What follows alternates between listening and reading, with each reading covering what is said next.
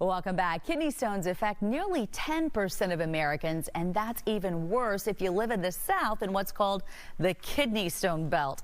Dr. Francisco Gelpi is a urologist with Memorial Hermann and joins us to tell us what all that means and some of the warning signs and then what we should do more in moderation. Welcome. Thanks for being here. Thank you guys. Always. First of all, I didn't even know as a medical reporter that there's an area where it's worse. Why the South? A lot has to do with the heat in this area, and then another component is the diet.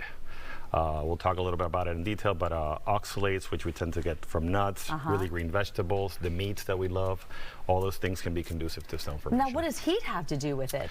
The higher the temperature, the more dehydrated people normally are going to run, and then if we don't have a good habit of drinking enough water, then that can further worsen the risk. Now, a lot of people who have had a kidney stone, and my husband will be the first to tell you, he doesn't know what childbirth feels like, but he's quite sure it's worse than that, if that's a thing.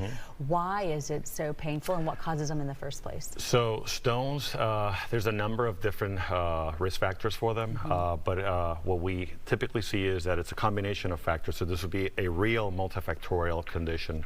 There might be a genetic predisposition, but for the most part, when we talk about people dehydrated, people who love their salty snacks and that kind of stuff, oxalates, meaty, like anything that's fleshy. These things form crystals in the kidney that eventually can find other crystals and get a bigger stone. Now, why do we hurt? Because the kidney gets obstructed, and it's not a pleasant experience. We have a good food, bad food list going on here. So it looks like citrus is on our side. Yeah, so citrics are our best friends, and that's because they are the most important inhibitor of stone formation that we can consume naturally.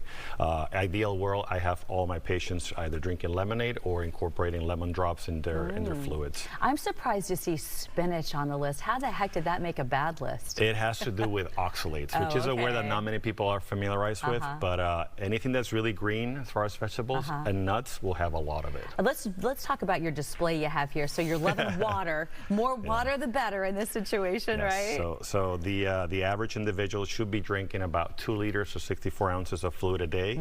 That's average. The bigger you are, the more you should, the smaller you are.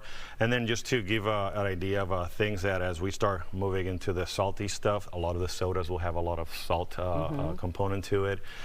Fleshy stuff, salty in the form of jerky, the nuts that we talked about, same as chips. So, but again, the most critical thing, just as we were talking about a minute ago, is everything in moderation. You know, people can really eat anything they want. It's just that we need to learn how to modify that. I just don't. I love nuts. I was telling you, we were like, that's fine. Just don't eat them, you know, for every single snack. Just modify the diet a little bit so you're not eating quite so many. Okay, and then what about what to do if you?